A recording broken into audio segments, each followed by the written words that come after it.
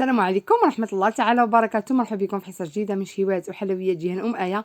كنتمنى الفيديو يلقاكم على خير وبخير وفي تمام الصحة والعافية اليوم ان شاء الله. تحت الطلب ديالكم غادي نشارك معكم طلبية ديال الحريشات اللي كيجيو رائعين، كيجيو هشاش بطريقة سهلة، مقادير مضبوطة. غنشارك معكم تمام باش كنحسبهم، فكنتمنى هاد الاقتراح ينال الاعجاب ديالكم، وكنتمنى ما تبخلوش عليا باللايكات ديالكم باش تشجعوني نقدم لكم المزيد من الوصفات.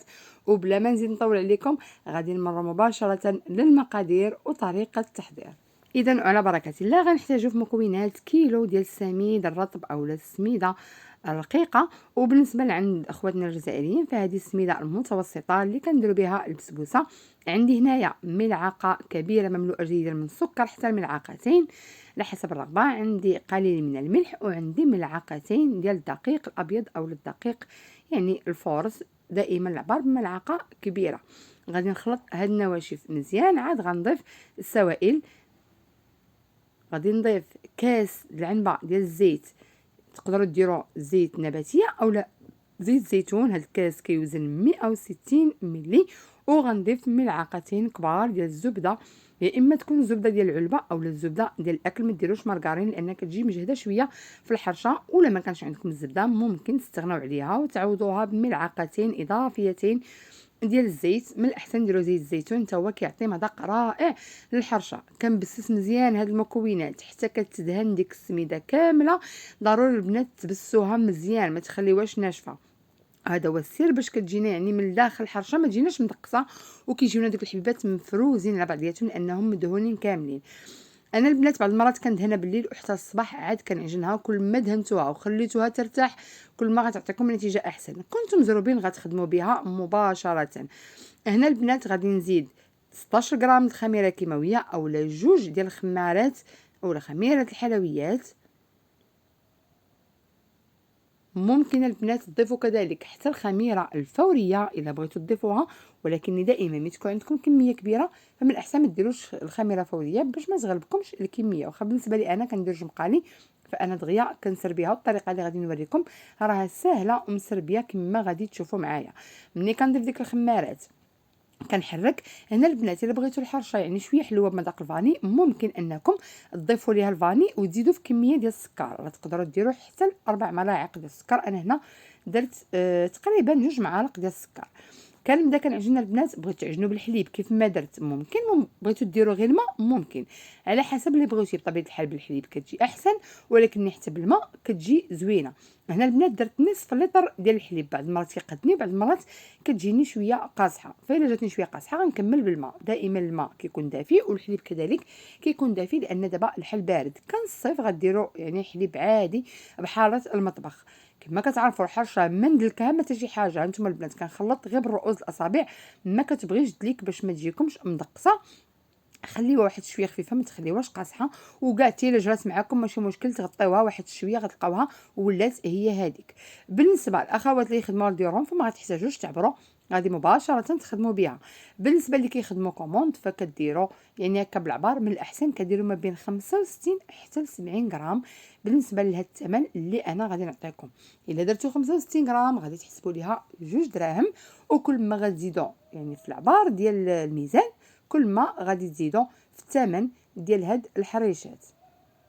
كنبقى هكا كنعبر وكنكور بيديا وكنحط حدايا في بلاطو اللي انا مفرشاه ببلاستيكه. بالنسبه لي هذه احسن طريقه البنات واسهل طريقه ديال الخدمه، لان ملي كنبقى كل وحده كنكورها وكنديرها في السميده في يدي كتعمر بالسميده. كنعاود نهز من العجينه وكنبقى ندخل ديك السميده اللي انا كنفند فيها الحرشه كندخلها لداخل في العجينه، وهذا الشيء كذلك كيخلي الحرشه ديالنا تجي ثقيله وتجي مدقصه من الداخل. فهاد الطريقه سهله وجربوها البنات وردوا الخبر عليا. وكنبقى بهذه الطريقه هذه حتى نكمل الكميه مثلا اللي عندي او الكميه اللي غنخدم. ودائما هادشي اللي غيبقى في بانيو مثلا بيد ما تكوروا دوك الاولين نغطيو بلاستيكه، وهادو اللي كنكورهم وكنديرهم غطيو بلاستيكه. كما كتعرفوا البنات راها بحال اي عجين كدير القشره وكتقصح، فضروري اننا نغطيوها باش ما تنشفش لينا وباش ما تقصحش.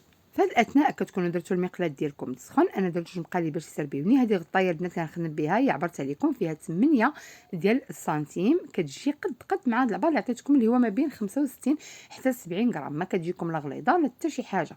خديتها البنات سميده اللي انا دهنتها بشويه الزيت. من الاحسن البنات دهنوها بواحد شويه ديال الزيت باش ما كتبقاش تعطيكم داك الحراق بزاف في الحرشه.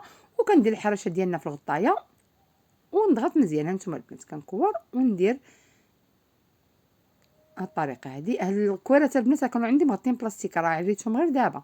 من الاحسن عريو شويه بشويه، كنأكد عليها باش ما تنشفش ليكم. كنضغط مزيان تاخد داك العبار.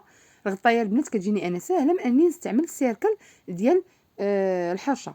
وهانتوما كما كتشوفوا البنات كتحيد بكل سهوله، ما دايره لا بلاستيك لا ولا في غطايه، دايرها مباشره.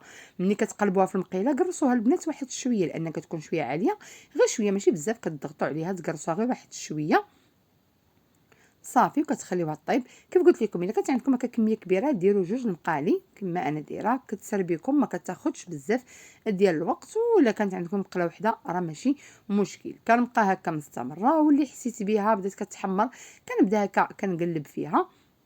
والحاجه اخرى اللي باقا راني مغطيها بلاستيكه، فيما كنحيد شي وحده كندخل وحده اخرى بلاصتها وكنبقى هكا حتى كنكمل. العافيه البنات ما تكونش مجهده باش الحريشه طيبنا على خاطرها، وثاني ما تقتلوش عليها العافيه في مره، تكون عافيه مهيله. ونبقاو هكا مقابلينهم كنقلبوا فيهم حتى كيذهبوا وكيطيبوا لينا. يعني كل وحده كاين اللي كتبغيهم محمرين بزاف، كاين اللي غير شويه بحال هكا. وكنحيدوهم وكنحطوهم جانبا، وغادي نبقى مستمره حتى نكمل الكميه اللي عندي كامله ديال السميده. نتوما البنات كتقلب بكل سهوله، ما كتفرتس ما كتهرس ليكم ما حتى شي حاجه.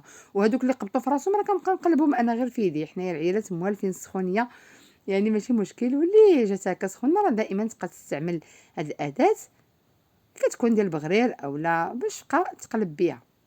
الا كانت كدير في مقله ديال مسمن عاديه ممكن دير اداه ديال الحديد يعني واخا تجرح ليها. وكيكونوا هادو هما الحريشات اللي حضرنا مع بعضياتنا. اللي بغيت نقول لكم البنات الحريشات الا بغيتو تحتفظوا بهم في المجمد فمني يلاه كيطيبوا كيدفوا واحد شويه ديروهم في بلاستيكه وتحتفظوا بهم في المجمد. وكل مره تجبدوا تسخنوا وليداتكم، سواء تسخنوهم في الفران اولا تسخنوهم في المقيله ولا تسخنوهم في بانيني، يعني كيبقاو مزيانين كيجيو رائعين. كتجيه شيشه البنات الحرشه. فانا كنتمنى انكم تجربوهم وتردوا عليا اخبار. كيف قلت لكم بالنسبه للثمن كنحسبهم 2 دراهم حتى 2 دراهم ونص على حسب الكميه شحال درت فيهم. كذلك بالنسبه للعدد كيخرجوا تقريبا 28 حبه هاد كيلو السميده، ممكن يخرجوا حتى 30 حبه كل وحده والخدمه ديال ايديها. فكنتمنى الاقتراح ديال اليوم يكون نال الاعجاب ديالكم. ولا عندكم البنات اقتراحات بغيتو نشاركهم معكم فما عليكم الا تكتبوهم لي في الكومونتيرات. الاقتراح يعني اللي غيقترحوا بزاف البنات فانا غندير لكم فيديو فيه، يعني واخا ما يكونش عندي فيه كومونتير انا غادي نشاركو معكم بالتفاصيل ديالو بالثمن باش تحسبوا. بالنسبه للاخوات اللي بغاو يديروا كوموند كنشكركم بزاف على حسن المتابعه. كنتمنى نكون كنت خفيفه على قلبكم وخليتكم على خير ان شاء الله. حتى الفيديو قادم.